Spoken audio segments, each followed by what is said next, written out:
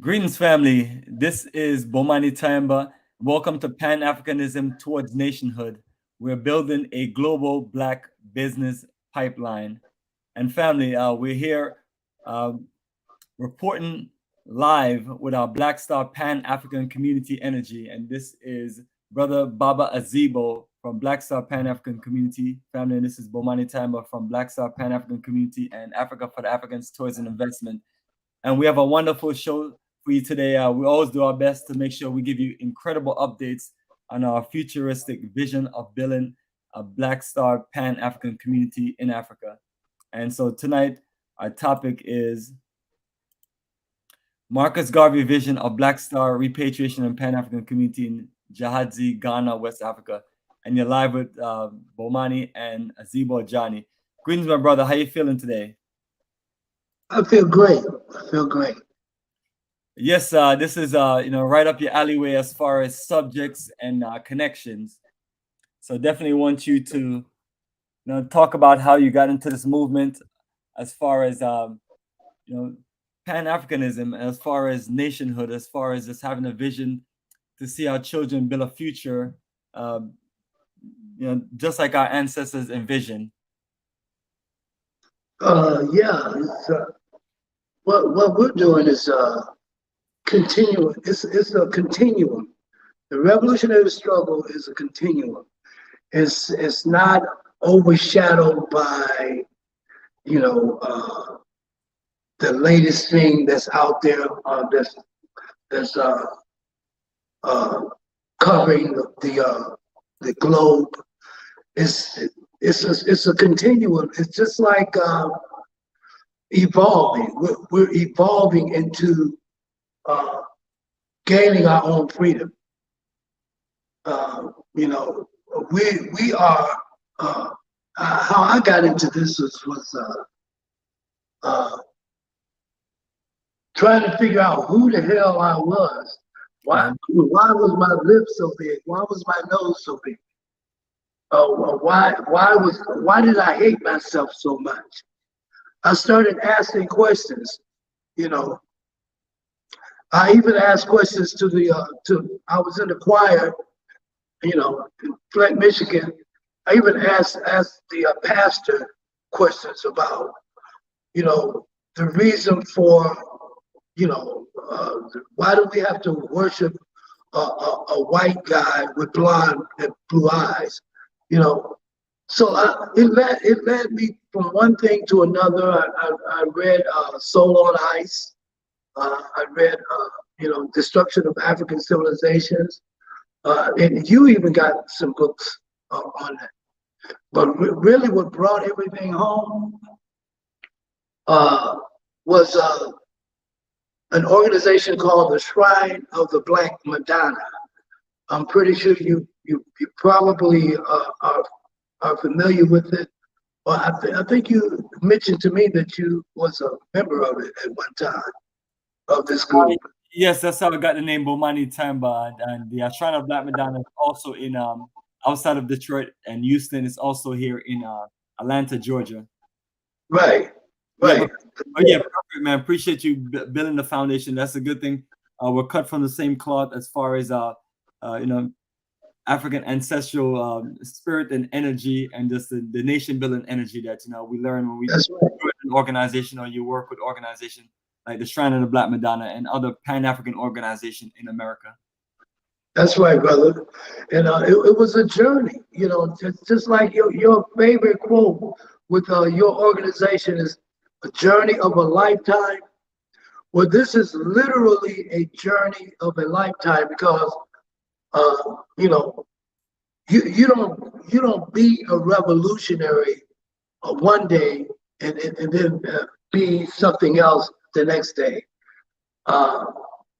This thing is a way of life. Revolution is a way of life. It's a lifestyle.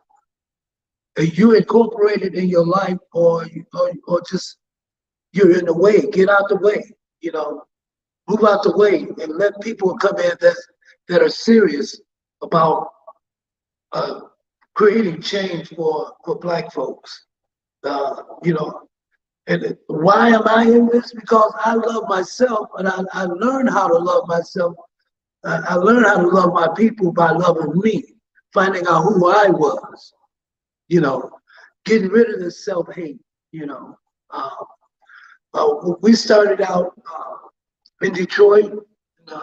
I was a student at Wayne State University, and we went a journey from Detroit to California, Long Beach, California, lived in Compton, and then from Long Beach, Compton to here. You know, I was there when they opened up the Shrine of Black Madonna in Atlanta, Georgia. I was at the convention in Atlanta, Georgia, when they opened up. I was the nation's, they call it the nation. I was the nation's artist. I was a national artist for the Shrine of Black Madonna. But as I was saying, the revolution is a way of life. You have to incorporate this in your life. If you don't have revolution on your mind every day, then you're not thinking in terms of building our own paradigm, creating our own narrative. We're so caught up in the Eurocentric way of thinking and the narrative till it's almost like we've been dominated and defeated and don't even know it. You know, they're dominating and defeating us through the religion. They weaponize religion. They weaponize, colonize religion, and then they convert you into the religion, and that alone teaches you how to think and how to dress, how to pray, how to relate to people. That it's just an ancient way of mind control. That's all religion is. It's been used as a weapon to keep Black folks poor and under control, while they take Africa's natural resources. You know, this is what this is all about. This is what we're fighting for, to control Africa's natural resources. And where do you start? You start with Africa for the Africans, you know, at home and abroad, which was what Marcus Garvey slogan, saying that whoever controls Africa's resources by the 21st century will control the world. You know, the wars that have been fought, the world wars has been fought. They've kept it secret, but it's been fought over Africa's resources. There's a war getting ready to start now. That might not be the focal point, but basically you're fighting over resources that are not yours. You know, and what does that leave? That leaves Africa, the people that live on the continent, their legacy. The land is Africa, Black people's legacy. What did that leave us? In the middle, watching TV, seeing who's going to win the war. Well, hell, they're fighting over your resources. You know, it's a damn shame that we can live every day and struggle every day, broke and hungry, while everybody else gets rich off of Africa's resources, natural resources. That's a damn shame. You know, it's not supposed to be like this. It's not supposed to happen like that. You know.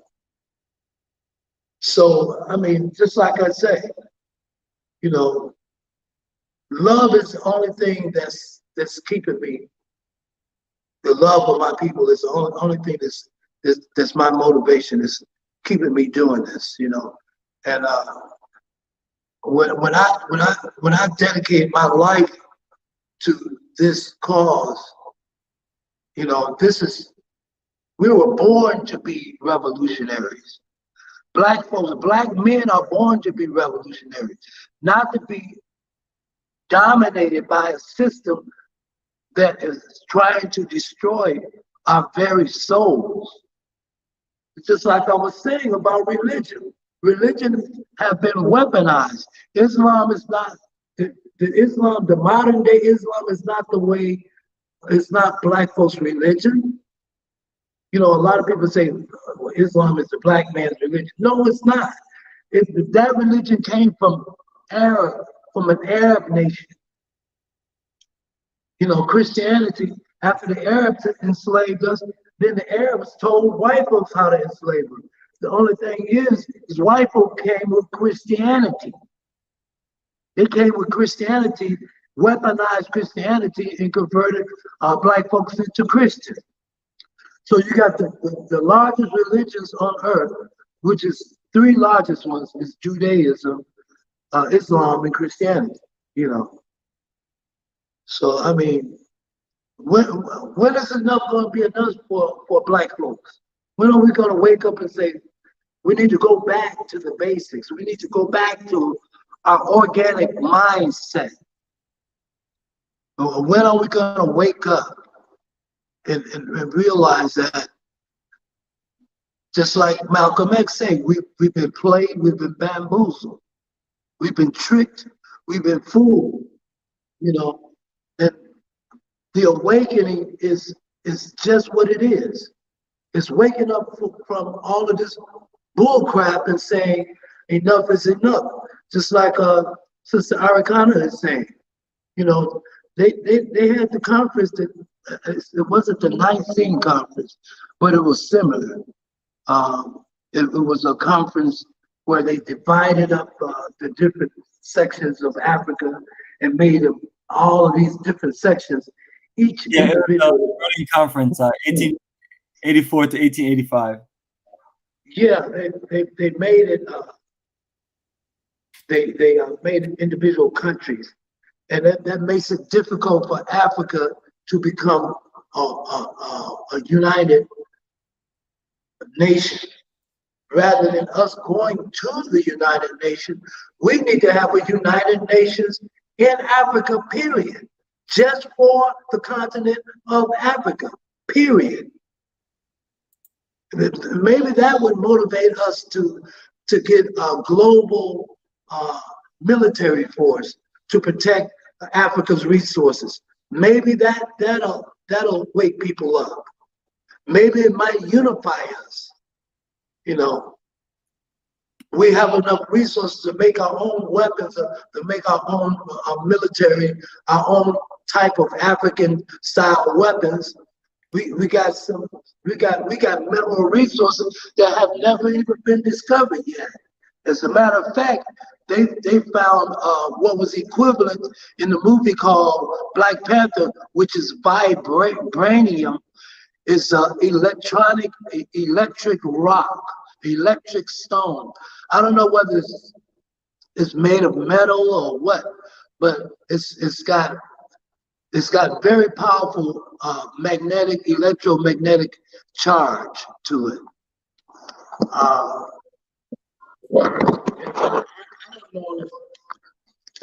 The scientists are on that like crazy. They trying to figure out what kind of material, what kind of resource is it, and how can they use it for how can they use it for these new electric cars that's coming out? You know, maybe they can use this resource to have anti-gravity cars or whatever, you know. But we're in the 21st century. Africa is way far behind the rest of the world when it comes to technology, you know. And this whole thing of development is based on mathematics, science that come out of Africa again.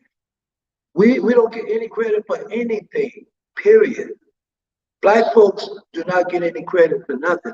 They don't even tell the world that 90% of Africa's resources that they use to make these products to sell back to Africa comes out of Africa. So really, what they're doing is they're getting our raw material, modifying it into usable products, and then selling it back to us in the world for 3 times the amount. They want the cheap resources. But you know, Africa, I think personally, I'm in Africa right now. And I think African people are waking up. I think we have most of the leadership are waking up, you know, and stop following, you know, the corrupt master. Stop trying to be like the creator of corruption and destruction. Stop trying to be like your master and become the master of your own ship, which is the continent of Africa. Period. You know. But I'm trying to. I'm educating, orientating the young people here. You know, the young people here in Ghana and Gyaahadze, they don't even know what Pan-Africanism is. Wow, explain that, brother. Slow down, brother. I want you to slow down for a few seconds. I want people to catch their thoughts on this. You're talking about a country that the president was Kwame Nkrumah, one of the most Pan-African person that ever lived on the planet. Right. When I think about, you know, icons and greatness, I think about Kwame Nkrumah and Marcus Garvey. You know, we're in Kwame Nkrumah country, and we have the Black Star of Marcus Garvey. What a beautiful connection. So, brother, tell me, like, how did Pan-Africanism miss a country of people based on the fact that their country was built of Pan-Africanism energy? Just like I was telling you, religion encompasses just about everything in Ghana. Religion. And one thing that we overlook the religion is that's how they came at us. They came at us through religion. Religion has been weaponized, and it's a colonizing force in Ghana, period. You know, the foundation of religion, the nature of religion itself come out of Africa, but it's been weaponized and used to mind control Black folks. And do you know they have religion even in the schools out here? They have church in the schools out here. You're talking about church and state, right? There's no separation. There's no division between church and state here. They have church every Wednesday in public school system. And if that's not brainwashing the population, I don't know what is. You know, they are so far behind. Black folks here in Ghana, in terms of technology, they got the schools set up. They got the high class schools, they have the middle class schools, and then they have the poor schools. You know, of course, the high class schools are the talented 10th, as W.B. Du Bois was advocating, and then the middle class schools, the high class schools, they get all the money, they get all the funding, and they get the perks and stuff like that. Middle class schools, they get, you know, a few. They might have computers in their schools. They might, but the lower class schools don't even have computers. Don't even have running water. Don't even have electricity. You know, some of them don't. You know, and they have church. They have church every Wednesday. Minister come in and ministers to the students. And most beautiful people you wanna see is in God. But it's like there's a but. There's always a but. You know, they have a saying in Ghana. If you're on your way to church and you meet a white man on the way to church, you may as well turn back around and go home because you've seen God. This is how deep the taxis have pictures of white Jesus on the back of the taxis. Most of the churches that you go into have white Jesus and white Mary. They actually think that Jesus was a white man. They like I say, we're in the 21st century, but it's like when you come here, it's almost like you're stepping back into time. You're stepping back in time, and it's like it's like we got a lot to teach. We got a lot. There's a lot of catching up we have to do here. Just like I was saying, the average Ghanaian here don't even know what Pan-Africanism is. They don't even know who Marcus Garvey was and how Kwame Nkrumah died.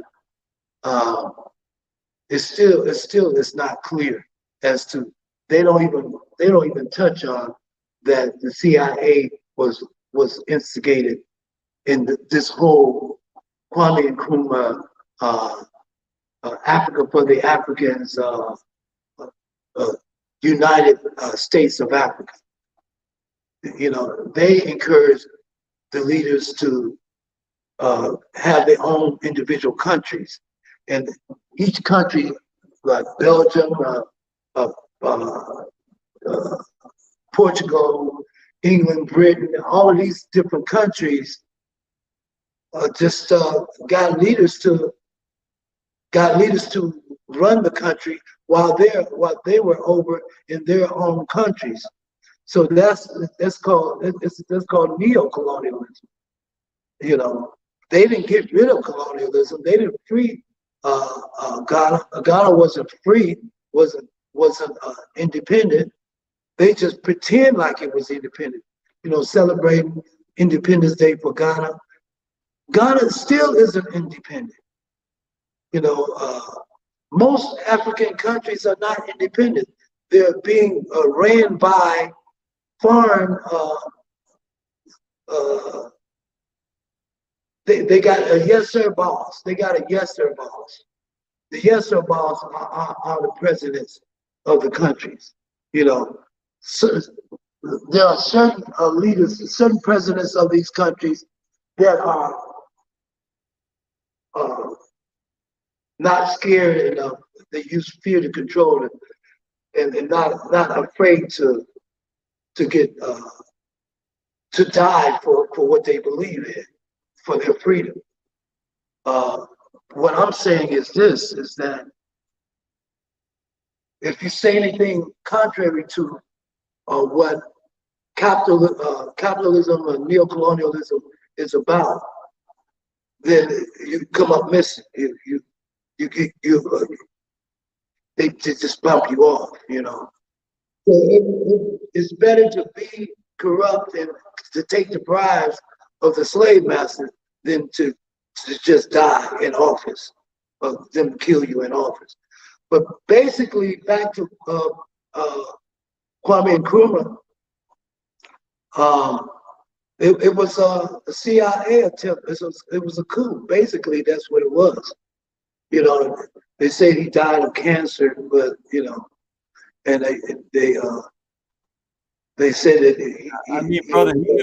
he could have died of a broken heart. I mean, the man was overthrown out of his country once he left, you know, to make another business move. They said that he had.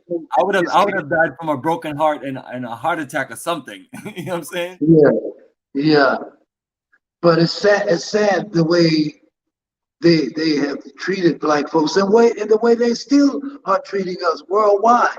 And they got a lot of raccoons that are, you know, got the attitude, if you can't beat them, join them. It's better to be on the side of a winner than to be on the side to try and fight this thing. And black folks are always losing. It's better to be dominated by a winner than to be a slave going back into slavery. But you know what? We got the wrong attitude. You know, that's why I say revolutionaries don't die, we multiply.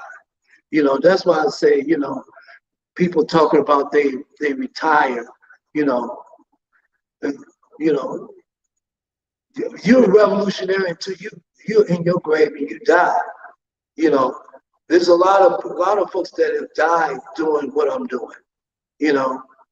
And you can't be afraid. You can't be afraid of death, you know, because it's gonna be somebody coming behind me with the same fire. The revolutionaries don't die, don't retire. We come with that fire, you know. Somebody gotta teach these children that not unless they're gonna become dominated by white supremacy and instead of talking about rights for black folks, they rather talk about human rights. What comes first? Black folks are black folks human? Do we have to be homosexual to be human? You talk about human rights. Kamala, what's her name? Kamala Harris came up with talking about asking the president, what about human rights? And it's like he was saying, you know, I got it on my desk. It's on my desk now, and we're gonna pass it and blah this, blah blah this. These church folks ain't going for that homosexual bull crap. They don't want that stuff over here. You know, it's evil. It's basic. Homosexuality is defying your creator's intentions, as if he didn't know what he was doing. You know, you're being a homosexual because you're getting tired of being a man, or you can't handle being a man, or is it just another way of destroying the first man? The first example of manhood was the black man. Now you're trying to take that away. You've taken so many things away from us. Now you're trying to take our manhood away from us. You got our black queens twerking, and well, I don't think they're still twerking, but you got the black woman showing off her body to the whole world, you know, just disrespecting herself. So when is the black man gonna stand up and say enough is enough? When are we gonna create our own weapons? When are we gonna create our own black global military fighting force to protect Africa's resources? When are we gonna do that? Or we get around to it maybe 2022, or 22,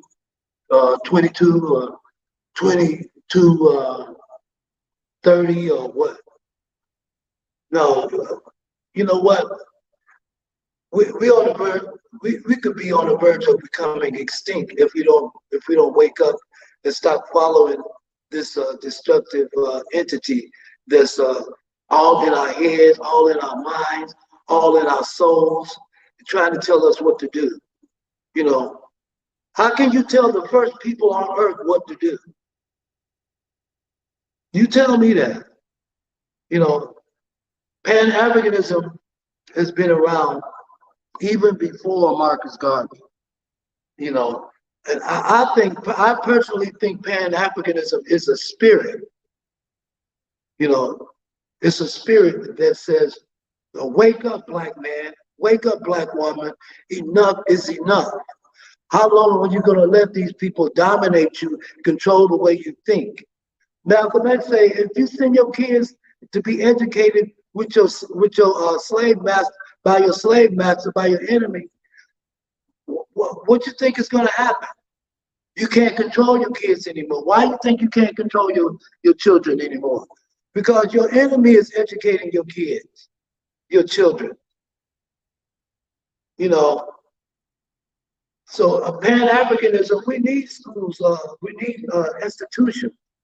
You know, my main goal here in Gyaahadze is to put together the Pan-African Institute for Economic Change. That's a long name, but it really means something.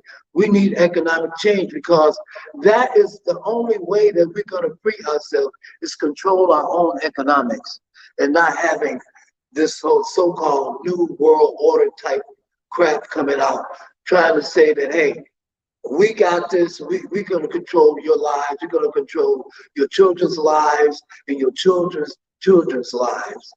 And, you know, why do you think they put together a group called Black Lives Matter? Because your life don't mean a hill of beans to these people. Your life don't mean nothing. They just assume tell you put your hand behind your back and get on your knees and just shoot you in the back of the head. It's like George Floyd. That's what your life means to them. Your life don't mean anything to them. And Elijah Muhammad called them devils, you know. And you know, I don't know how long Elijah Muhammad been dead, but I really know what he was talking about. You know, he's really not dead, but I know what he's talking about when he says that these folks is nothing but devils, you know, because they don't give a damn about human life. All they want is the resources to fuel their evil capitalistic machine that feeds on itself and feeds on the enslavement of other people. You know, like I say, the average Ghanaian here do not know what Pan-Africanism is, and I have a restaurant. I started a restaurant. It's called Azebo's Cuisine. And it's a restaurant. It's one of the first restaurants here in the lovely village. I call it the lovely village of Gyaahadze. And it's the first restaurant. Gyaahadze didn't have a restaurant before Azebo's Cuisine. I plan on franchising it. I want to franchise it, but it's not going to be like a restaurant that you've ever seen or been to, because it's going to teach what really happened to Kwame Nkrumah. It's going to teach Pan-Africanism. While you're feeding your belly, you're feeding your mind and your spirit at the same time. It's going to be a teaching restaurant. You know, that's how I'm going to get my point over. Other people might have other ideas of how to get their point over, but my point is Black folks in Africa need to know what Pan-Africanism is. They really need to know it. We need to go to these villages. We need a franchise restaurant. We need to build franchise restaurants like Azebo's Cuisine in all of these villages, because people have more or less got knowledge in Accra. They got knowledge in Accra, but these villages, they don't know what's going on. They cut off from the rest of the world, you know, and it's mainly, they're not teaching anything in these schools, in these junior high schools and these elementary schools. They still teach the same, where everybody mention the same thing at the same time. It's like group learning, you know, like the teacher say A, the students say A, the teacher say B, the students say B as a whole classroom. You know, the teacher says this and this and this happened in 1690. The students say the same thing. It's like they're memorizing stuff. It's not really teaching, and it's not really learning. It's like they're like brainwashing people. It's like they're brainwashing people, and that's the way the schools are. You know, at least I have videos on this. I could probably, you go to my channel, Sankofa Live TV, with Baba Azebo. It's on YouTube. Don't forget to like, subscribe, and all of that good stuff. Well, we appreciate it, Azebo. You've said a mouthful. Appreciate you, brother. Appreciate you for that well-rounded Pan-African energy. And you know, you touch on many different things. And family, I just want to let you know that tonight's topic is still Marcus Garvey vision of Black Star repatriation and Pan-African community. That's right. In Gyaahadze, Ghana, West Africa. That way you just know our physical location. So Baba Zibo Ajani is there in Gyaahadze, Ghana at the Black That's right. African Community House / office / headquarters. And I'm here in the operation that we have here in Georgia. So we mentioned Marcus Garvey name and Kwame Nkrumah name. We know we're in the country of Kwame Nkrumah, one of the greatest Pan-African energy ever. And That's right. Aziba touched several times on Kwame Nkrumah legacy as far as the fall and as far as the overthrown. And then also we talk about Marcus Garvey. Azibo was talking about the school system and education. So what I did have lined up is it's an animated video about Marcus Garvey. And you know it is, man. When you're a young person, a child, a teenager, children age, animation is a good tool for marketing, good tool for educating. So we're gonna check this video out and just keep on pushing the energy of Marcus Garvey. So that's I want to use rap in Marcus Garvey's energy. Right. I want to use rap music. That is excellent, brother. So, and before we get to that video, just want to share with you. This is our Black Star Pan African Community flyer, and this is me and brother Azibo right here in the middle, and that's our logo. And then to the left, some of the members, not members, some of the organized energy that helped us build Black Star Pan African Community, consultant, surveyor, chief attorney, and myself as the organizer. So this is just a nice brochure, and we can always send it to you via text or via email. The website information, the phone number and email address is below, so you can just always reach out, and it's also right here in front of you on the screen. So this is this brochure that we created just to give you the energy of this, what we're building. And these are some of our group members that have traveled with us there to Gyaahadze. And then other part of the brochure has our 15 and 60 acres survey, and it has a 50-acre site plan, and we have a similar site plan for the 60 acres. So what you see is some of the unfinished homes that are finished now, because this brochure was put together a while back, and you see some of the dates 2021. So these are things that we're looking to build. We're looking to connect with you to where we can organize ourselves to the highest level and build a community where we put our financial resources together, our economic energy together, our skills, talents, intelligence, and build a community that represent us as a people in the Pan-African world, from the African diaspora to the African continent, us building a future to where we're looking to educate our children, looking for our children to get into all different worlds to where they can compete with the rest of the world. And it's serious. If we delay this movement for another 5 years, it'll be too late, because all other nations and races in the world, they're already making their moves, and they're in the gates. They're in Africa. So you're talking about the Lebanese, the Chinese, the Indians. You name the groups, the European Union.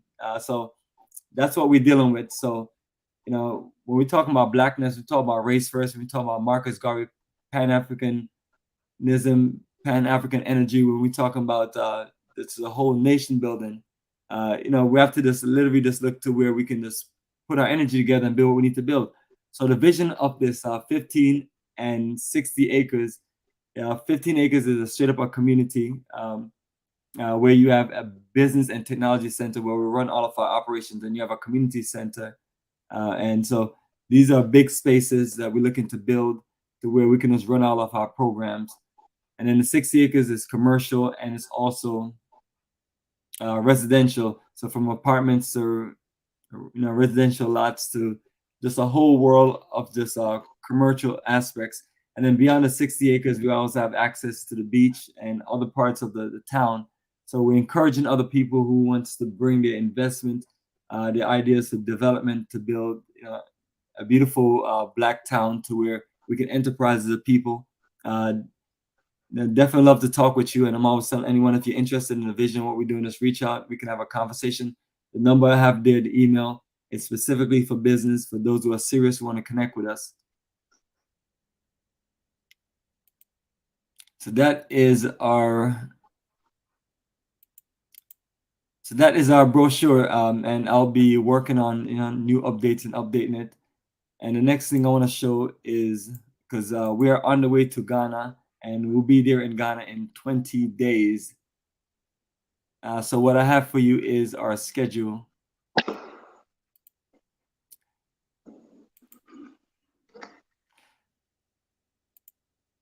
So family, that is our schedule right there as we take you on the journey of a lifetime. So we are getting ready to head to our beloved Ghana, and that is set for May 24th departure and return June 5th. And that is one of our feature journey. We've been to Ghana. This will be the 23rd time I've been to Ghana, and we've been there 23 straight times with groups from 2006 to 2023. This is, you'll see some of the previous journeys that we have right down the right hand side. And this is what we do as a profession. And it's more than just tourism investment. It's building a foundation for us to get more into real estate development, for us to push the aspects of repatriation, nationhood, us building this global business pipeline where we have Black people all over the place, where we're living, doing business, we're networking, we're enterprising, and ultimately, like I talk about, competing. That's the energy that we've been able to build in Ghana. So that's been one of the focal countries that we've been able to make moves and have a level of success. Despite the struggles that you have to go through when you're trying to make this move from building the energy from America to Africa. Other journeys that we have is Tanzania, November 16th to the 27th, South Africa, December 24th to the 23rd, and the Tanzania journey, that's our fourth journey. And this South Africa journey will be our second journey. Then we're going to venture off into Liberia for our reconnection and investment tour to Liberia. So looking to expand our operation as far as our Black Star Pan-African community, as far as our investments in land, as far as our enterprise in the business, as far as the repatriation movement. So that's the next country that we feel good about. We've done extensive research. I'm connected, networking with my good brother, Kala Genesis. We're connected with other people here and there in Liberia, and then other people that I've networked with and connected with. We're going to just take this to another level and just basically build on to what our African ancestors built. So that's why you hear us talking about Marcus Garvey, because people may say Marcus Garvey was 100 years ago. Liberia, resettlement connection was 200 years ago. Yes, but those were foundations, one to the next, and then now us. So you're talking about in the span of 3 centuries, and this would be us, the 3rd century of this building that movement. Because this movement is about 200 years plus, and I give credit and the foundation to when we talk about Haiti 1804, when we talk about the resettlement connection to Liberia from Africa, from the African diaspora or the Americas in 1822. So that's what we're building on, family. We're building on legacy. We're building on greatness. We're building on the strength and energy of our ancestors, and we're looking to take it to the next level. And then we'll be reconnecting back to Ghana, July 11th to the 23rd. Then we're going to take that historical Nile Valley journey of a lifetime to Egypt, November 21st to December 2nd. And then we're going to reconnect back to Senegal and the Gambia, a journey that we just got back from literally last month. So this will be April 1st to 11th, 2025. And any additional schedules or anything that we can add on here, you can find it directly on our website at africafortheafricans.org. All right, so family, back to our regular scheduled program with Bomani and Azebo. Greetings, my brother Azebo. How you feeling, brother? We're getting ready to be in Ghana in 20 days, and we're going to be in Black Star Pan-African community right there on the land where you have always hosted us over the last few years and showed us around. So always appreciate that energy. And it's always just a beautiful sight, because you're looking at when we first came there. When you and I first got there, it was nothing there. Let's be honest. People don't understand. That's what we're trendsetters and we're visionaries. I got you unmuted now. Trendsetters and visionaries. And I told people when it was like, what are you doing? And it was like, what is this? I was like, this is where we're going to build our future Black Star Pan-African community. I remember telling our group members in December 2019, before this whole COVID drama happened, brother. And literally that whole situation literally put us back about good 2 to 3 years. I'm smiling because, you know, it's what it is. It's a trials and tribulations. You know, some people didn't make it. You know what I mean? It's one of those situations where you have it was a war. It was a war. It was a war. That's exactly what it was. But what are we? We're the survivors of a war. We're the survivors of the transatlantic European slave trade. We're the survivors of the Mahafla. We're the survivors of atrocities. We're the survivors of Jim Crow. We're the survivors of this, by the world, you know. Until we hear, so I'm smiling, family, because we hear. Here we are. Over. It's kind of like, you know, you're playing a sport and you think you won the game. Next thing you know, somebody come back and make a comeback on you, and you're like shocked. You're like, how did this happen? And that's us. You call us underdogs, you call us whatever, but we have the fighting spirit. I mean, that's right, brother. Honestly, we have to, because think about what our ancestors did, 200 years ago, to make a move from the Americas and build what we know as Liberia, and build a foundation, I should say, which is more important. And then it's still there, brother. 100 years ago, and build what you know as a straight up this Black empowerment to the highest level. You know, talking about connecting with, you know, that's when he was talking about connecting to Liberia, talking about building the straight Black enterprise in America, moving around ships, import, export, and the reality of great visionaries. Not everything just get completed in like one lifetime. So that's why you and I here, brother. We're here 100 and 200 years later, living and breathing, and thankful to our ancestors. Thank to our Creator, you know, and thanks for the blessing of our people that we're here to represent this movement. We're here to just give our best, and we're letting you know, family, this is the most difficult task both of us have ever came up on, combined and dealing with in our life. And you know, and it's fine, because some of us have to give the sacrifice to take that mantle and lead. And trust me, family, you know, from the haters, you know, to the trolls, to the, you know, to people, to literally your own people infiltrating your organization and sabotaging you. And I mean, I can't think of, you know, I can't think of what we have not been through the last few years. But it's a testament to, you know, to keeping a movement going. You see the logo, Black Star Pan African Community. You see what we're talking about, Marcus Garvey. It's a vision where we're telling people like, hey, family, let's think about our children. Let's think about the future of our race and our people. We want to see our future be enslaved, or literally be economic slaves, I should say, more important for the rest of the world, because that's what the African continent is going to be if we don't contribute. You know, one of the greatest missing piece of this reconnection movement is the Africans from the diaspora, the stolen Africans, you know, forgotten, the lost children. You know, these are the things, you know, and I'm not into the Bible like that, but I always appreciate my brothers who always like this, you know, infuse certain things when they talk about Exodus, or they talk about the forgotten children and things like that. And yes, you know what I mean? And you know, you're not here to push Christianity, religion, or just anything like that. But take a good quote and a good a good saying to just infuse our energy. So family, you know, that reconnection, reconnecting and building something special is very important. So that's why we ask for your support, your energy, and if nothing else, just don't sabotage us. You know what I'm saying? Because I be telling people, I was like, yo, are you really gonna do this to us? Like, I've talked to people directly, and I was like, are you that upset where you're literally trying to destroy a movement that we're pushing because you're selfish and greedy and you just entitled and you just want what you want? You know what I mean? It's like, this is hard work. You got to get up every day, and this has to be for the rest of your life until you know more. You know, and I know, you know, and maybe it's not the easiest thing to commit your life to, but it's like appreciate the freedom that you and I have had to be able to have wonderful careers, jobs, opportunities, to be able to live life free without having to walk down the street and somebody trying to lynch us, or you know, or the things that used to happen 100 years ago. And for our children to have a brighter future, you know, we have to put something in place. Now I know there's other Black movements and things like that, and I always say, you know, wish you the best on what you're doing. But what we're looking to do is build that African energy to America and America to Africa. You know, building that relationship that needs to be reconnected back to, because we as a people have been divided along all lines more than any other race and nations of people that have ever been to whatever they've been on to.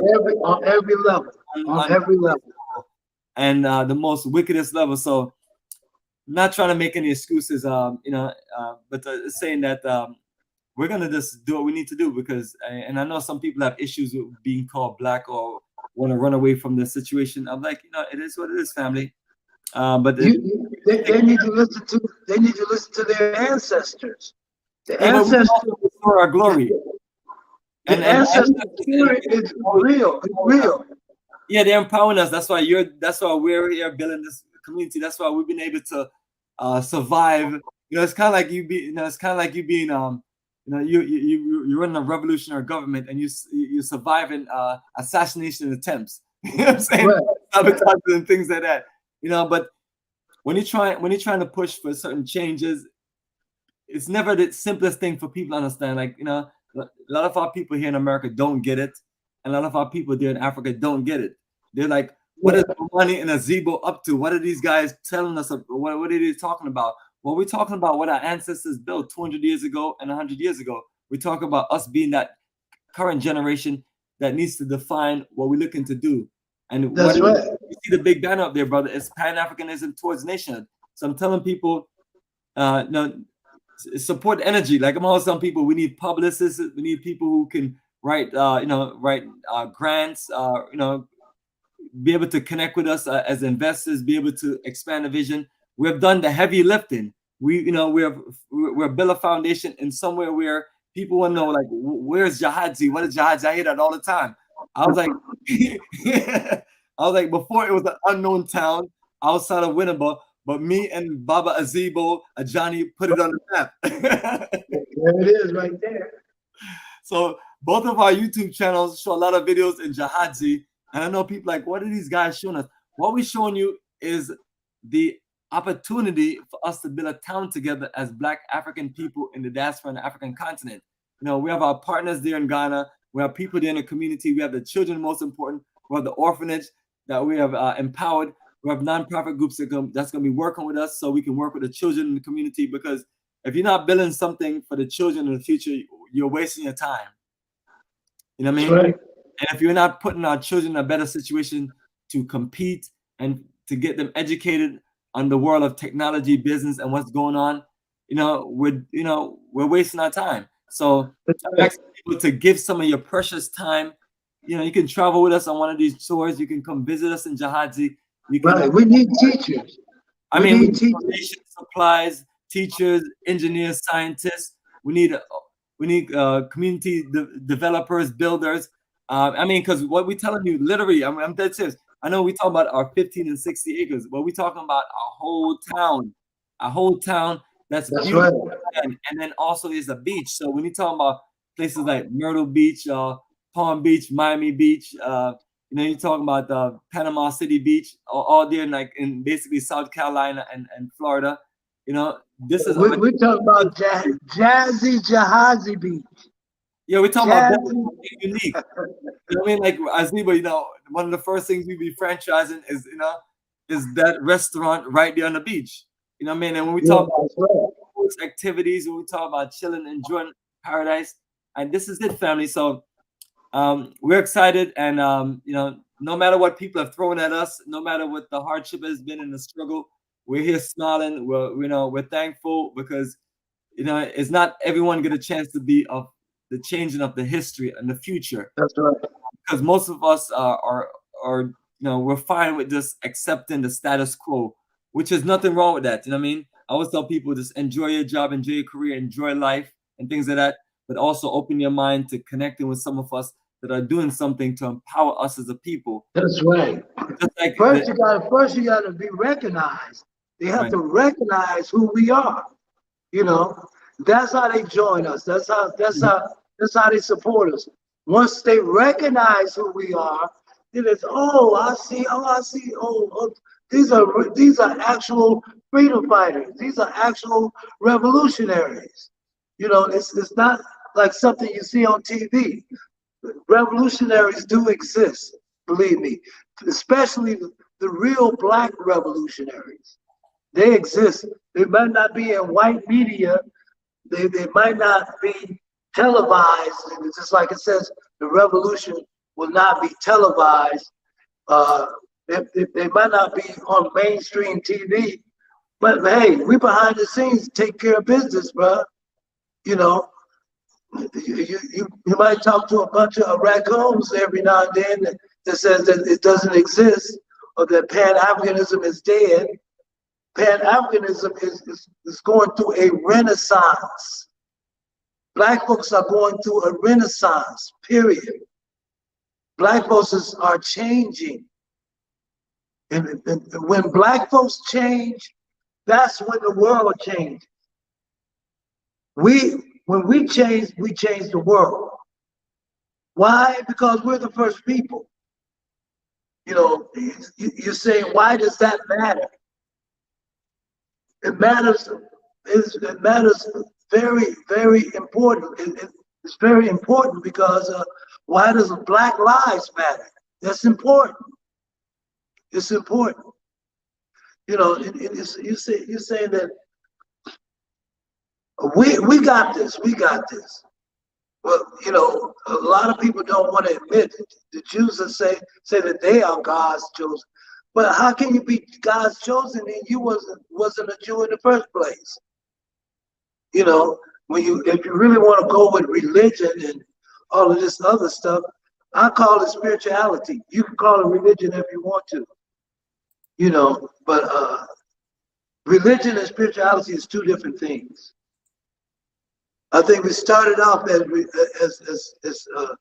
spirits. Everything started out as spirit.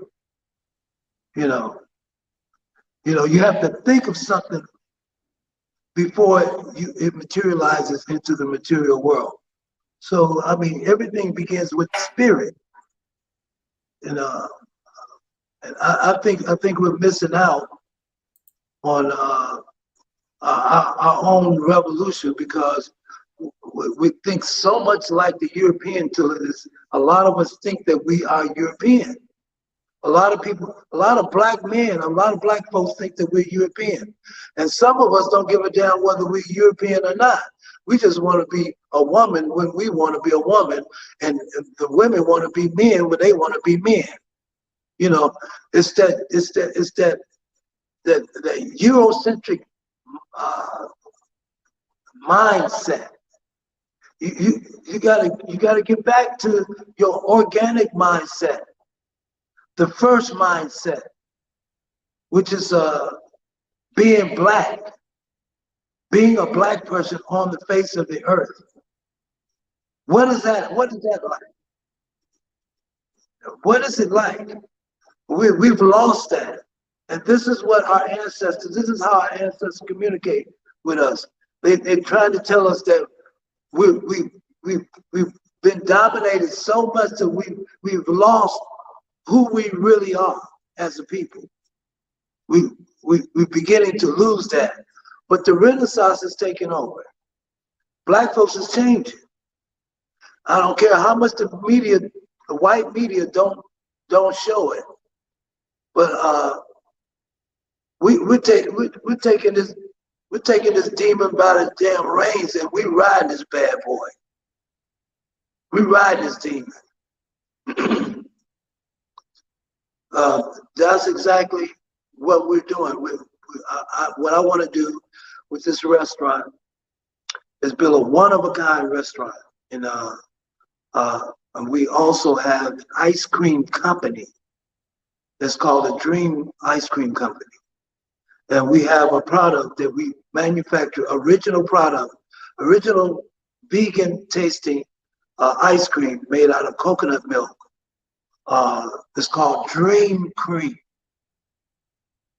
And we also have signature chocolate. We specialize in chocolate ice cream in support of the cocoa farmers here in Ghana.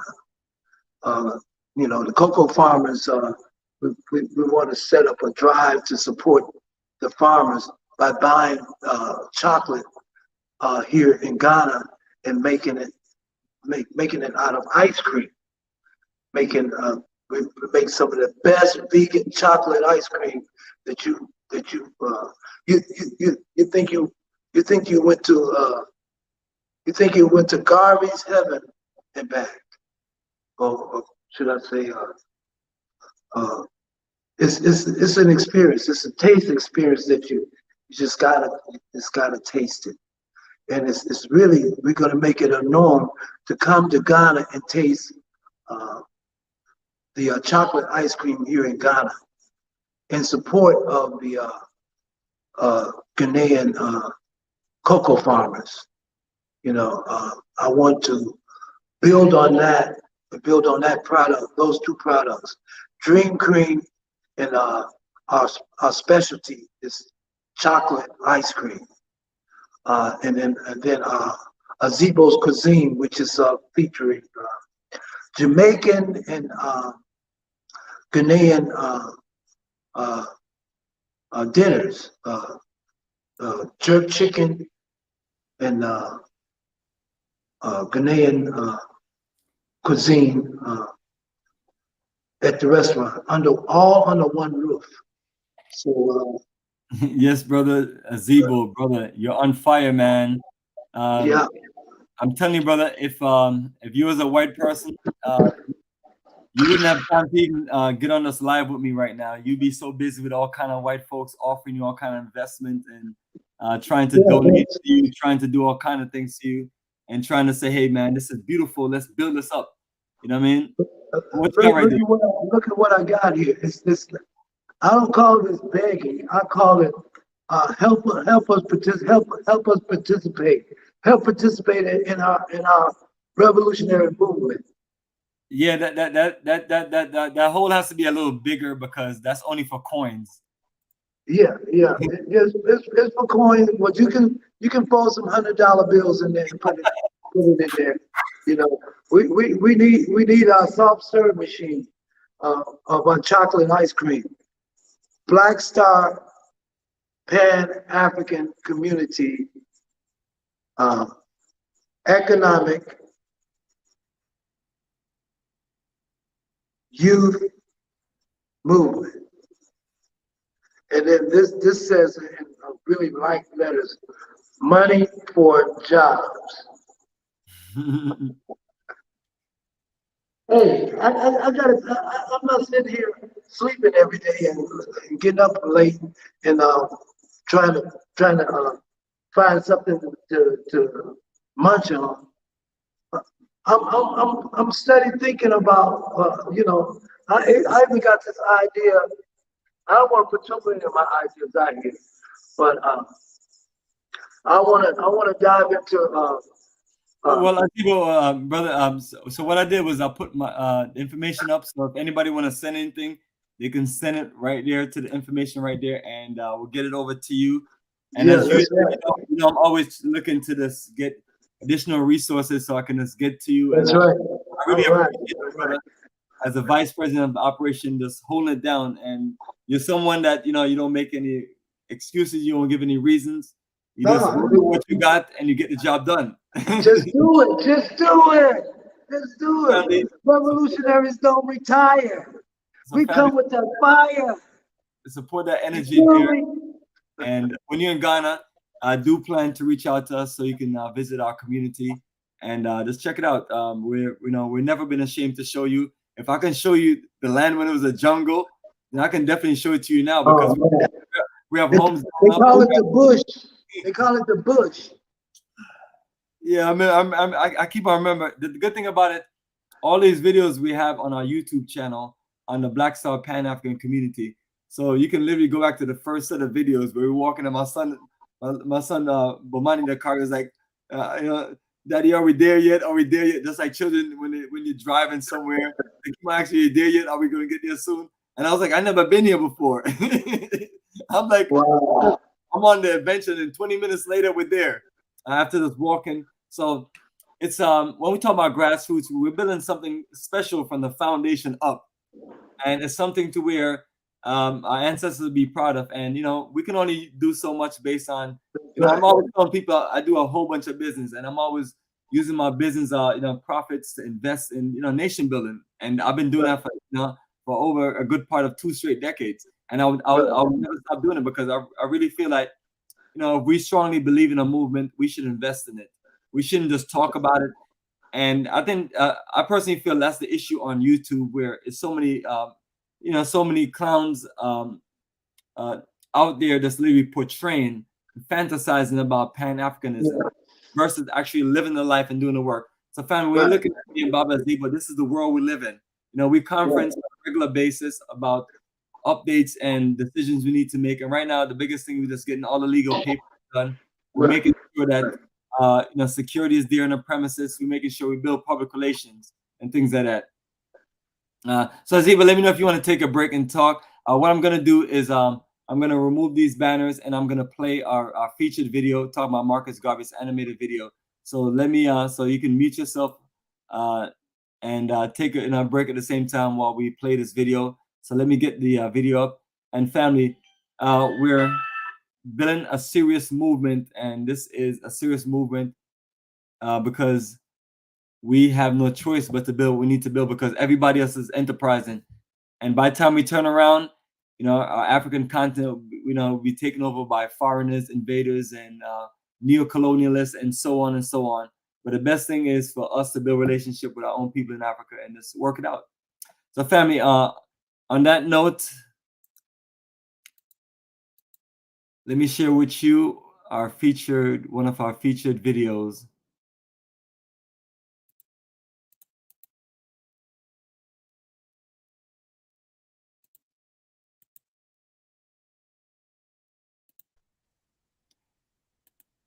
My brother Zebo, are you ready for this one, man?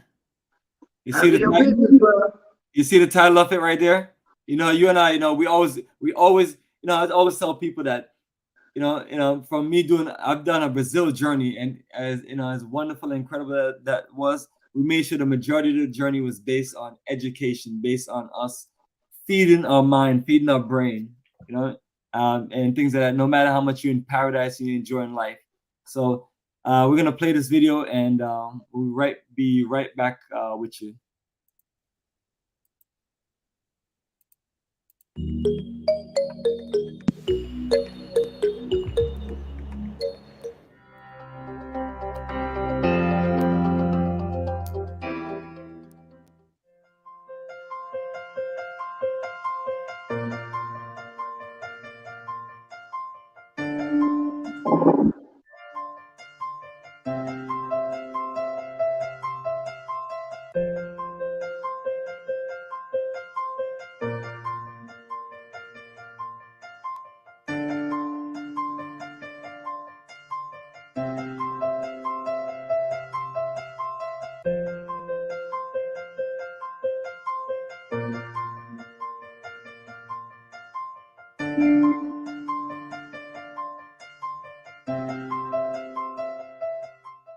Marcus Messiah Garvey, master organizer, was born into Jamaica's Angel Soft toilet paper and decided to fight for change. Colonial system and decided. Marcus Messiah Garvey, master organizer, was born into Jamaica's colonial system and decided to fight for change. After reading Booker T. Washington's autobiography, he was devoted to teaching the Black community the importance of being self-reliant through education. He had high aspirations for building a worldwide organization to empower people of African descent. His goals would inspire later leaders like Kwame Nkrumah, Steve Biko, and Malcolm X. Garveyism symbolized the transformation of the way Black people worldwide looked at themselves and their place in the world. Before we begin to tell you more about the man who went on to inspire many further leaders, don't forget to hit that like button, subscribe, and comment below. Born on the 17th of August, 1887, in St. Ann's Bay, Jamaica, to Marcus Garvey Sr. and Sarah Jane Richards. Marcus was the youngest child of his parents and was one of only two of the couple's children to survive into adulthood. Garvey's paternal great-grandfather was born into enslavement before abolition across the British Empire. Marcus's surname, which is of Irish origin, was given to his family from their former enslavers. He had a keen interest in books inherited from his father, a mason, and made full use of the extensive family library. Garvey attended school until the age of 14, and in 1906 he left St. Anne's and moved to Kingston, where he worked at a printing company. 2 years into the job, Garvey would lead a strike for higher wages, the beginning of Garvey's lifelong fight for justice. Between 1910 and 1914, Garvey traveled through South and Central America, then on to London, England, where he studied at Birkbeck College and took classes in law and philosophy. During his time in London, Marcus Garvey frequently visited Dost Muhammad Ali's Fleet Street office and was mentored by this renowned Sudanese Egyptian activist. Ali had established the African Times and Orient Review in 1912, a publication which covered issues in the Caribbean, West Africa, South Africa, the United States, as well as Ali's native Egypt. Garvey briefly worked for Ali and contributed an article to the October 1913 edition. Advocating Pan-African nationalism, African Times and New Orient Review became a forum for African and other intellectuals and activists from around the world, and his time under Dost Muhammad Ali's mentorship made a deep impression on Marcus Garvey's own development as a thinker and activist. At that time, to access the reading rooms at the British Library, which has a copy of every book ever published in England, an established member had to sponsor the new member.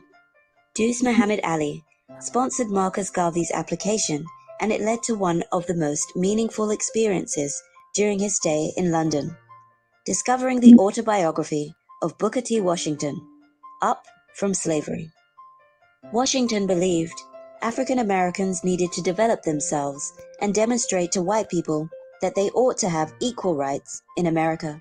Although involved in political movements behind the scenes, Washington frequently publicly claimed that African Americans would not profit from political activism, and started an industrial training school in Alabama, the Tuskegee Institute, that embodied his self-help philosophy. This resonated with Marcus Garvey, who found that Black people were always on the lower end of society wherever he went. These travel experiences furthered his interest in Black history and culture, and imbued with Washington's ideas, Garvey returned to Jamaica in July 1914, and he immediately founded the Universal Negro Improvement and Conservation Association, an African Communities League, known as the UNIA, with the motto, "One God, One Aim, One Destiny," which sought, among other things, to build in Africa a Black-governed nation. A month later, Garvey attended a meeting of the Queen Street Baptist Literary and Debating Society, where he met a young Amy Ashwood, who shared his political vision. With a gifted co-conspirator, together they built an organization that would change the world. Garveyism expanded into the United States in 1916 and soon established branches of the UNIA in Harlem in New York City, where the UNIA would thrive. By 1919, the rising Black Moses, as the people named Marcus Garvey, claimed a following of about 2 million Black men and women. Although the exact number of the association's members was rarely clear, there were at least 700 chapters of the UNIA across the US and Canada by 1921, and over 1,000 chapters of the UNIA throughout the world, mainly in the Caribbean, Central and South, and of course Africa. UNIA members held huge demonstrations and parades, most famously in Harlem, to encourage African Americans' sense of identity and dignity. An impressive, electrifying public speaker, Garvey gave speeches across America, urging Americans of African descent to be proud members of their race, and he encouraged them to return to Africa. Which hotel?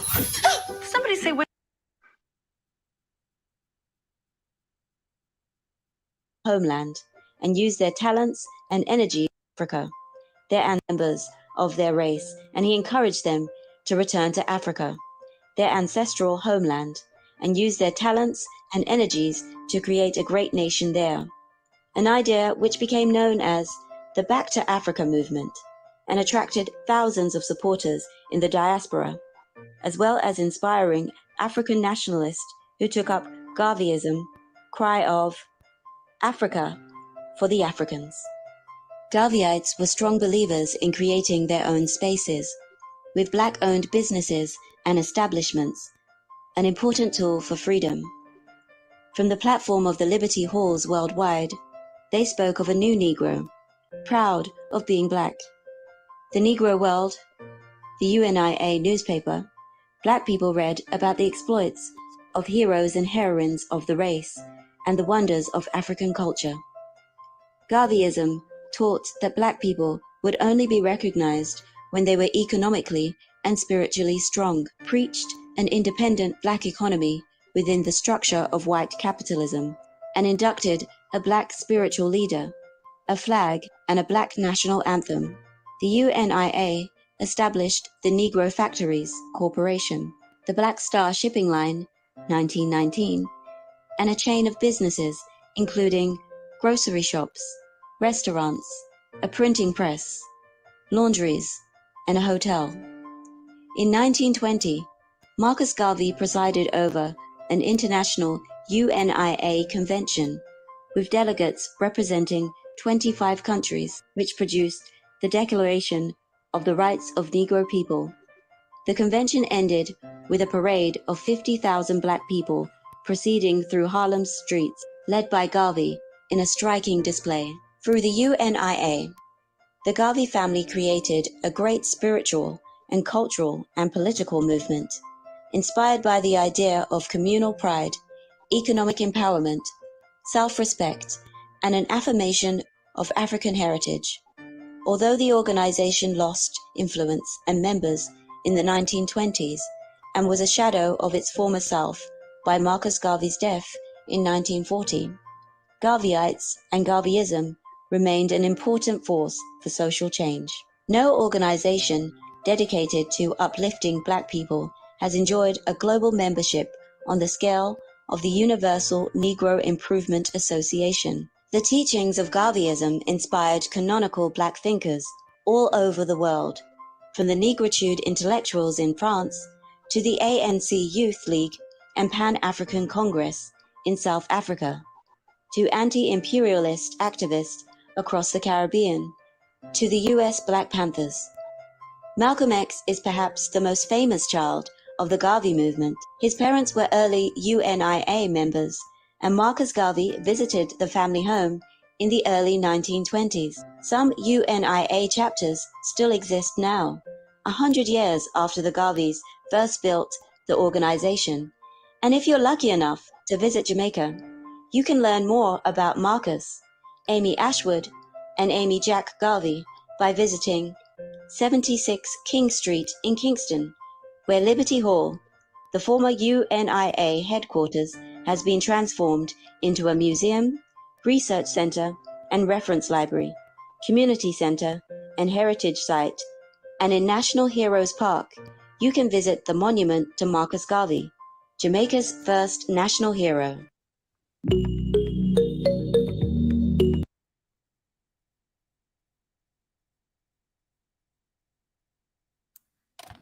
Yes, Baba Zebo, that was awesome, brother. That was great. That was very powerful, and that's what we're talking about. And so, that energy of Marcus Garvey has influenced Bomani and Azebo of Black Star Pan African community. So, brother, what do you think of that video? Do you feel like something like that should be mandatory for the children of the world, Black children? Yeah, they should have that in the school system, public school system here in Ghana. Yeah, what else you got from the video? Just give us a good overview and a breakdown. there was some kind of a flash or something in it, with, some kind of little fairy or something. But he led the way of black folks building power for black people, global power. One of my slogans is peace and black global power. We're not there yet, and I don't think we even have a black global mindset to build power, black global power. You know, first we got to understand what is power. You know, excuse me for a minute. No problem, brother.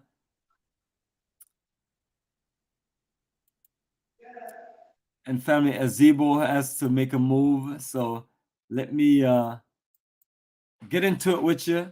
So once again, family, what we're talking about is the Black Star Pan-African community, and we are on the way to visit our community in the next 24 days.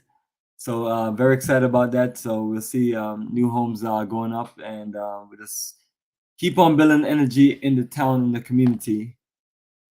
And as I stop on that video, and What right, brother, power welcome, is, you welcome know. back, brother. Repeat what you're saying. I said, you know, one of my slogans that I have on my videos, I usually say peace and black global power, rather than yelling out black power, black power, black power. Most black folks don't even know what power is. They just say it. You know, they need to know that we need to build institutions. In order to build power, you have to build institutions. Institution resides in power. I heard one guy say, money is power. Well, money is just a byproduct of power. That's all that is. Money is an institution just like any other institution. You know, so I mean, when you say, you know, Marcus Garvey showed the way showed the direction of building true power for black folks, for black people. He showed us the way. He showed us that if we can control Africa's resources, then we can control, we can have leverage in decisions. We can make decisions on how the world will function, period. The world is based on economics. And once you control your economics, you control the very lives of people themselves.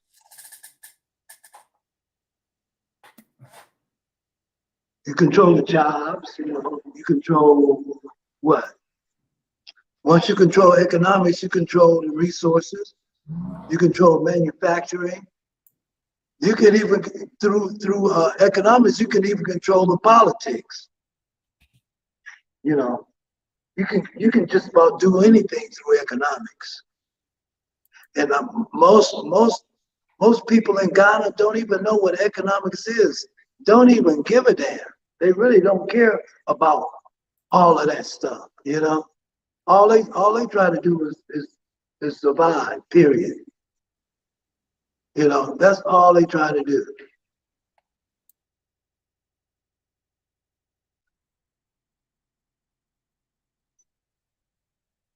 What is that saying? No, I'm just posting information up. This is information for those who want to get more information about our Black Star Pan African community. So that's okay. That link. So these are the things I'm posting while you're talking. Okay. And then we're gonna get into some more discussion. Right.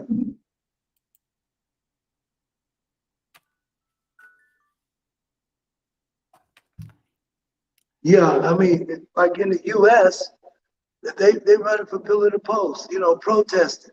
The days of protesting is over. We're in the 21st century. Black folks is more far behind than they ever been. They don't know anything about computers, AI, technology, nothing like that. especially here in Ghana. They should be teaching that, and they should be teaching all of that stuff here in the public school systems, in all of the school systems. You know, but they got ingenious, they got very smart people here in Ghana, but they rather leave Ghana and go to the US in order to do something, when they should be staying here in Ghana and enriching Ghana and enriching Africa, period. You know, mostly all of the geniuses, all of the smart people, they leave Africa, which is it's not fair to your children, to the future generations, and plus it's draining your your greatest resource is your mental intelligence. That's the greatest resource that Africa has, is the mind of our young people.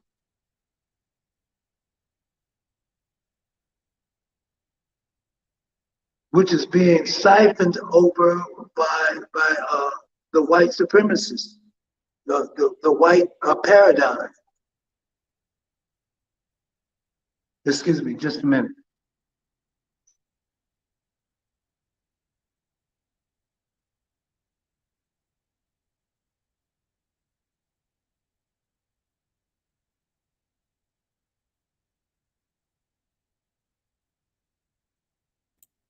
All right.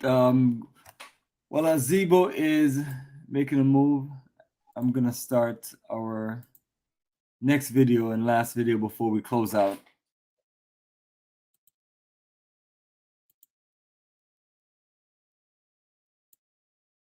The Berlin Conference formalized the Scramble for Africa.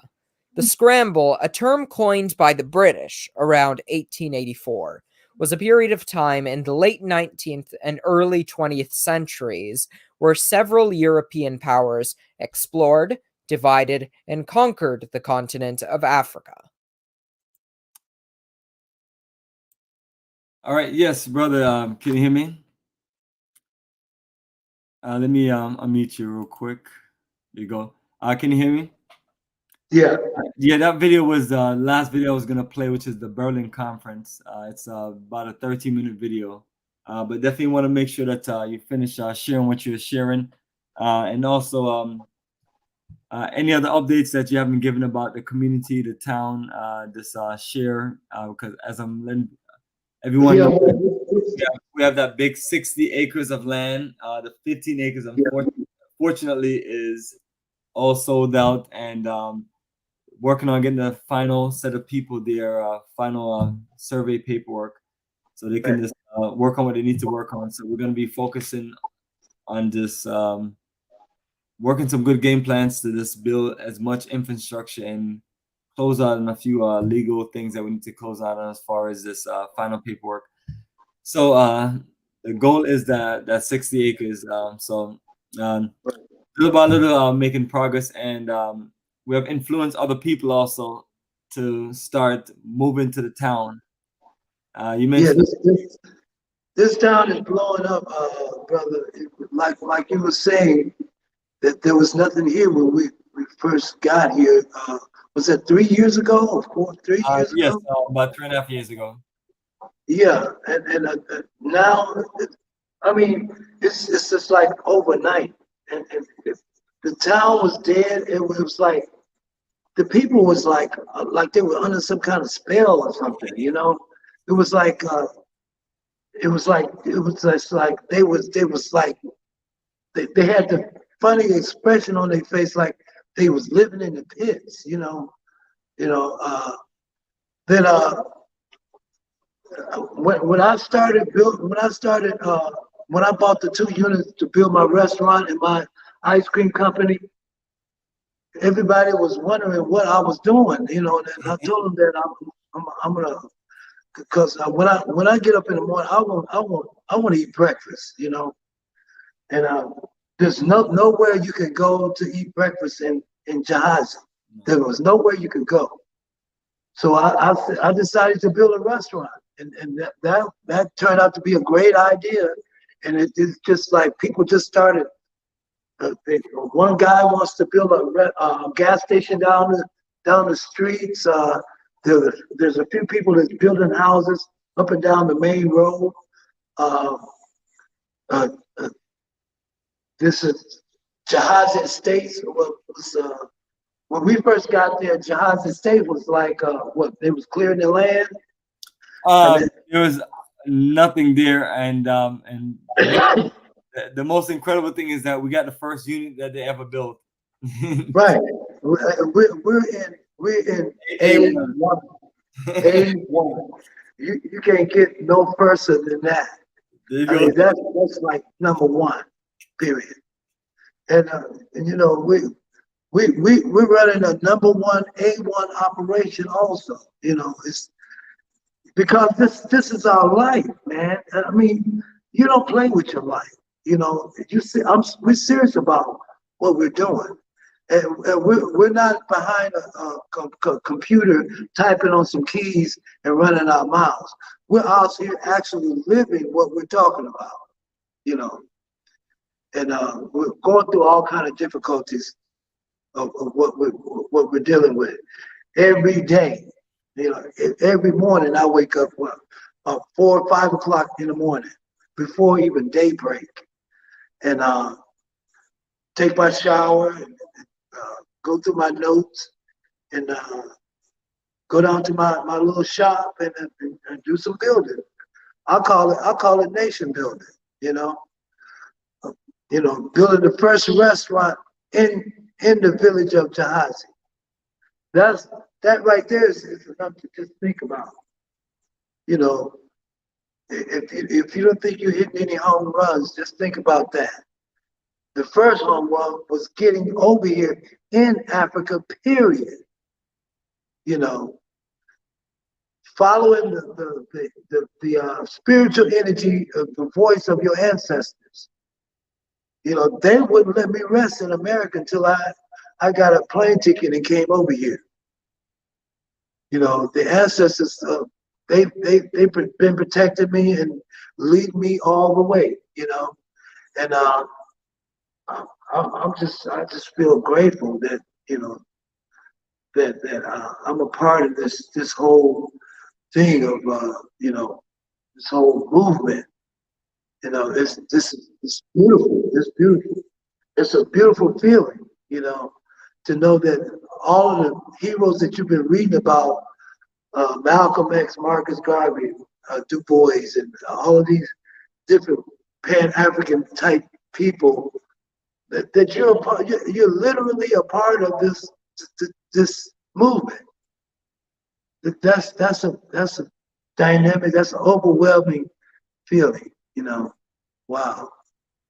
And I'm actually doing something to make a difference in our struggle for our liberation.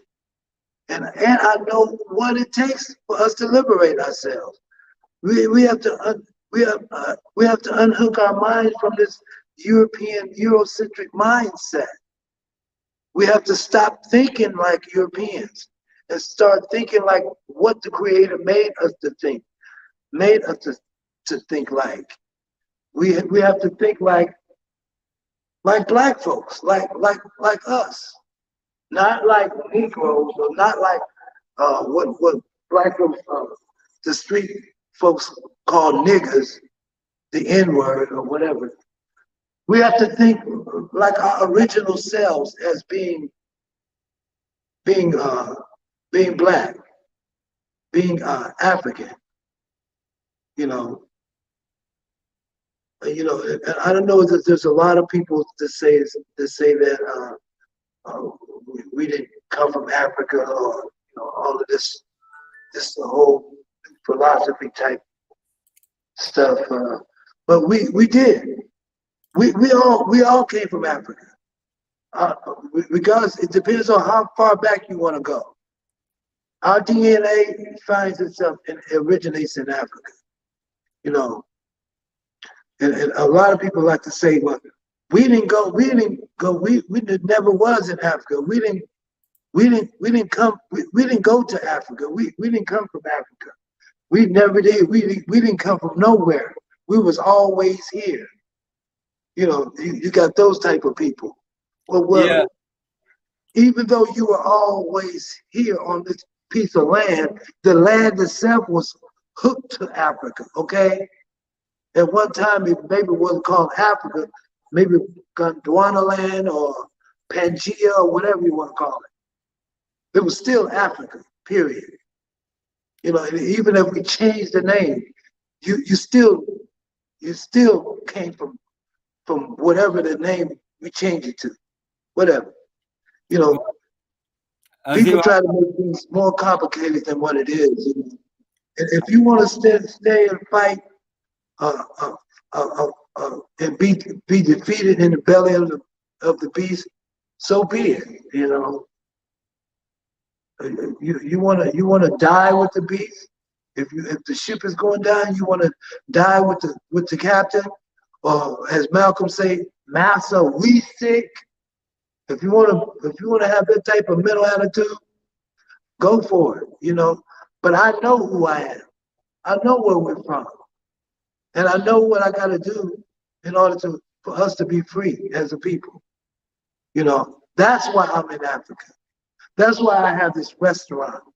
That's why I'm out here in the streets, the village streets of Ghana, Gyaahadze, teaching these young kids about Marcus Garvey and Pan-Africanism. And that's why I'm advocating having more teachers to make their sojourn over here, so that we can combine our forces together and put together an institute, a Pan-African Institute for Economic Change. There you go, Aziba. That's what I want. That's what I want to do before I leave this planet. There you go, there you go, brother. Well said, family. So that's what we're doing. We're building that movement for change right there, and building the Pan-African energy. Dear in Ghana, Gyaahadze, and you're welcome to just join us. And all of our details is online. And just check out information. Just look below, and just or rewind or go back, start from the beginning. But or just check out the YouTube page. So family, with that being said, want to just close out with the Berlin conference. So when people ask us how this thing all happened, I'm not saying that this was the beginning, because it was a whole lot of other beginnings.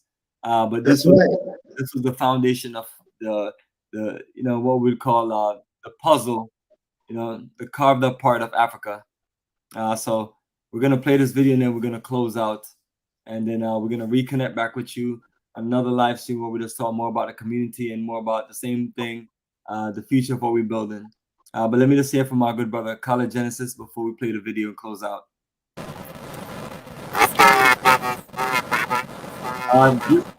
Really, your audio is terrible.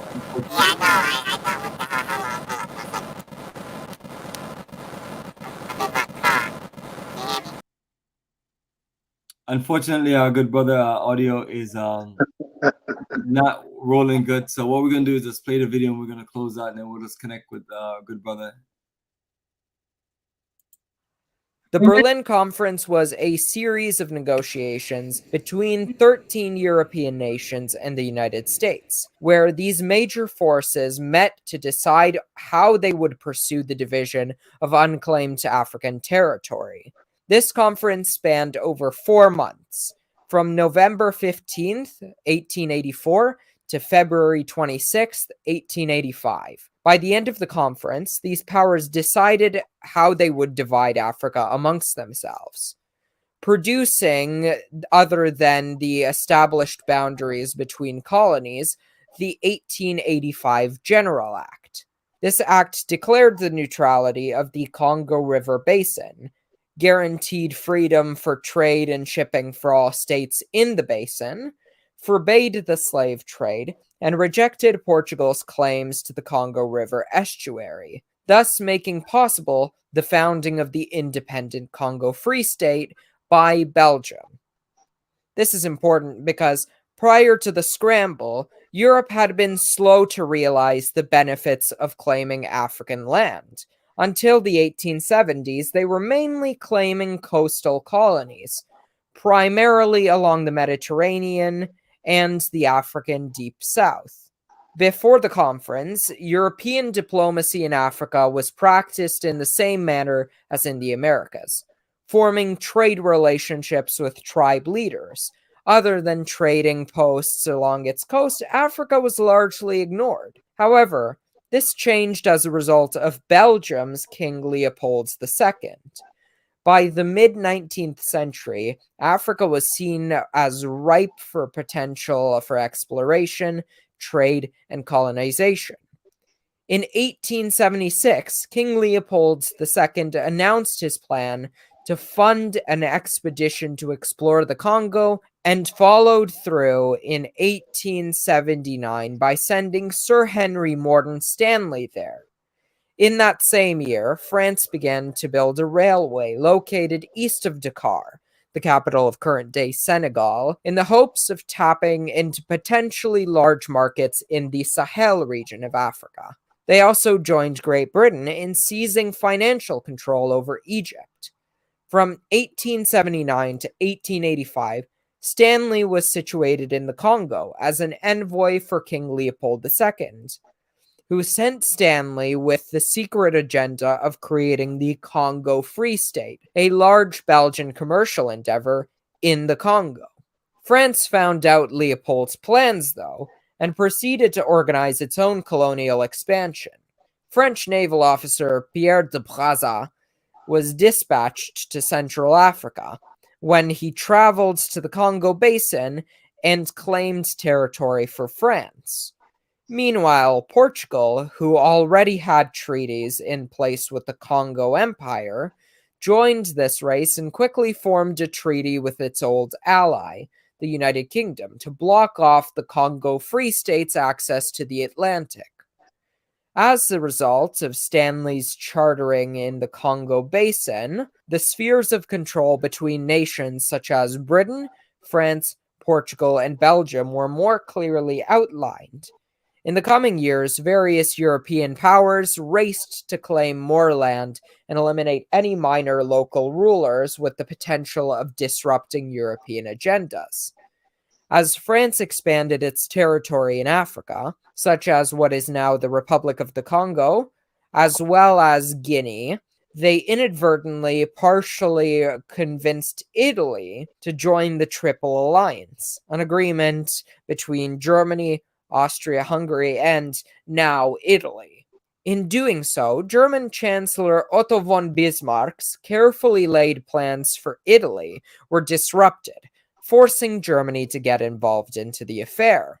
Germany joined the others in the race to claim parts of Africa, thus posing a threat to the others, especially Britain and France. As tensions rose, Leopold was able to convince Britain and France that free trade between the colonies would be in their best interests. Supported by Britain and with the initiative taken by Portugal, Otto von Bismarck organized an international conference in Berlin to work out a common policy regarding colonization, trade, and the official partitioning of Africa. Representatives from Austria-Hungary, Belgium, the United Kingdom, France, Denmark, Sweden, Norway, Italy, the Netherlands, Portugal, Russia, Spain, the Ottoman Empire, and the United States all attended this conference. Although it did not start the partitioning of Africa, the Berlin Conference did result in consequences that impacted the continent as a whole, even to this day. In establishing the rules for conquest and partitioning of Africa, it legitimized the concept of Africa being a mere playground for outside forces. Its abundance of resources was essentially free for foreign powers to seize, without a moment of consideration for the native people living on the continent. Given how the main priorities of this conference were to establish methods of economic advancement for the foreign powers involved, it is clear that the welfare of natives was an afterthought. From the very start, the conference laid out its chief priorities, and I quote, "The powers are in the presence of three interests, that of the commercial and industrial nations, which a common necessity compels to the research of new outlets, that of the states, of the powers summoned to exercise over the regions of the Congo, an authority which will have burdens corresponding to their rights, and lastly, that which some generous voices have already commended to your solitude, the interests of the native populations." Despite maintaining the position that they cared about the native populations, they resolutely refused to consider the question of sovereignty and the legitimacy of laying claim to someone else's land and resources. Bismarck even stated, I quote, in their opening remarks that delegates had not been assembled to discuss matters of sovereignty either of African states or of the European powers in Africa. In addition, their lack of respect for the native Africans was also made abundantly clear in how no Africans were included in the conference, and how the Sultan of Zanzibar was ridiculed for his attempts to be invited. One of the most significant consequences on the short-term scale was how Europeans used their claims as an excuse to exploit the continent, taking raw materials and using natives for underpaid menial labor. Infrastructural improvements were made in order to exploit raw materials, as opposed to helping the indigenous people of Africa. The principle of effective occupation that was established at the conference meant that European powers had to physically establish control over areas to claim them. The Europeans began to use force, if necessary, in their quest to gain new territories. The Congo Free State became the site of terrible crimes as Leopold II deputized forces to seize rubber, ivory, and other materials by terrorizing and brutalizing the local people. Additionally, in the First World War, countries such as France and Britain used natives in order to fill their ranks, even though the natives did not have any attachment to Europe. On a larger scale, the conference had the detrimental effect upon the infrastructure of several African countries. Despite achieving independence for the most part in the 1950s and 1960s, many African countries have continued along the destructive path established in Berlin. Former Tanzanian President Julius Nyerere declared, and I quote, "We have artificial nations carved out at the Berlin Conference in 1884, and today we are struggling to build these nations into stable units of human society. We are in danger of becoming the most balkanized continent of the world." As a result of several colonial powers imposing their own boundaries on the continent, entire groups of people, conflicting or otherwise, were separated or forced together. When these countries became independent, they ended up having ethnic conflicts, further weakening them. By the time these countries regained their independence, they had accumulated a history of conflict and potential fragmentation that could not be disregarded, eliminated, or made to operate properly. Before the conference, only 20% of Africa was under European control. Following the acceleration in colonizing caused by the organization provided by the conference, by 1914, 90% of Africa was under the thumb of various European countries. The only exceptions were Ethiopia, named at the time Abyssinia, Liberia, and the Dervish state, which is a small portion of what is now Somalia. Following the conference, Africa was divided between 13 of the powers from the conference. However, establishing political boundaries was the easy part. As a result of their decided strategy of effective occupation, they were able to capture geometric portions of African land, with boundaries that did not consider native tribes, cultures, or groups occupying the area. These boundaries separated ethnic groups and pushed opposing groups together. In order to govern the territory seized, they had to surmount a confusing amount of fluid identities, cultures, traditions, and languages. In order to handle this, the Europeans reorganized the native Africans into groups and units they could understand and easily control. Oxford University professor Terence Ranger stated that this period was marked by, I quote, systemic inventions of African traditions, ethnicity, customary law, traditional religion. Before colonialism, Africa was characterized by pluralism, flexibility, multiple identity. After it, African identities of tribe, gender, generation were all bound by the rigidities of invented tradition. A product of this reorganization is the languages spoken by different countries in Africa. Countries such as Cameroon, the Ivory Coast, Senegal, and Burkina Faso speak French due to being in the French sphere of influence. On the other hand, Uganda, South Africa, and Zimbabwe, amongst others, speak English because Britain controls those areas. Considering how the conference accelerated and formalized the actions that would end ancestral life in numerous African countries, there was not much that stayed the same amongst them.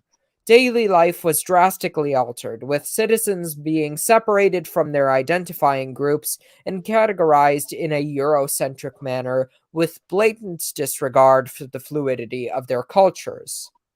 If you liked this video, please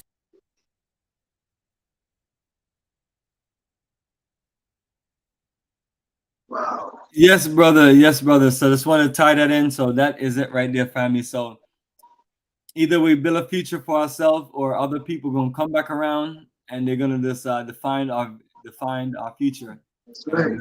Carve up what they need us to do. So that's a great layout of the past. We're here to define our future.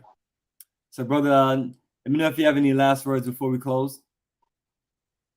No, I think you that video really kind of pissed me off, you know. Yeah, we have to figure out some kind of way to. I mean, you can't erase history, but you have to figure out some way to stop letting history determine our future.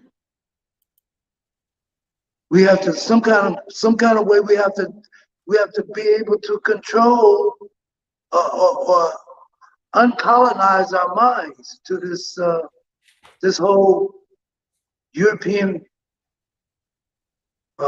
domination type thing that's going on. You know, you can see the results of it when you walk through the streets of Ghana. You can see it. You can see European domination in the conversations in the people that's here, even in the school system, and especially in they literally force Africans to go to church because they saw the benefit of controlling Africans were easier to control under the yoke of Christianity and Islam. Absolutely, but I don't want to dive too much into that. Just wanted to make sure that we closed out properly. Right. And yes, that is definitely a factor of the things that we have to deal with. So when people want to know why we bring up religion, why we bring up politics, because that's all part of it. Why we bring up slavery, why we bring up all the things that we bring up, because all of that is just all tied into it. So we don't want to freak anybody out, but you're dealing with you're dealing with colonialism, you're dealing with modern day, you're dealing with imperialism and so on. So, but nevertheless, I mean, we have to we can't just act like sitting ducks. We have to do something. So right, because I mean, they've been coming over here. They really got the balls they were claiming the coastal areas first. Then they got Leopold got the balls to go inland and claim the inland. You know, what was Africa? What was the native Africans doing? Yeah, the thing of it is what we always talk about, that Africa of the previous hundreds of years was not like what it is today, and that's why that's the purpose of us always, showing the Berlin Conference that these countries that we know of today was based on that setup, and before that it was it wasn't like that. I mean, definitely have to save the next set of things for another segment, family. Now, brother Baba Azibo, you and I will get back into it, and we'll definitely talk more about that. That's always it's sometimes It's mind blowing. It's mind blowing. You have to just one that was like, these people. I mean, these people are not playing. They're serious. They're looking. They've been serious. We're the ones that's playing. Nobody's taking us serious. We're the ones that's playing. They've been serious. Yeah, so I mean, as you can see, those are their moves. So I'm just trying to get us to understand that, if you're with us, connect with us so we can build what we need to build on, and we're gonna keep on moving strong. And then if you believe in what you believe, that you need to focus on building something in America, please do it and follow through, because we as a people need to build a beautiful energy from Black America to Black Africa. So once again, just like that's what where me and Azibo is connected to, from here in Georgia to there in Ghana. That's right. Always appreciate your energy joining us. And once again, this is Bomani Tyehimba and good brother Baba Azibo. And we're here just representing the strong energy of Pan-Africanism towards nationhood. So family, the journey continues. Take care. Peace.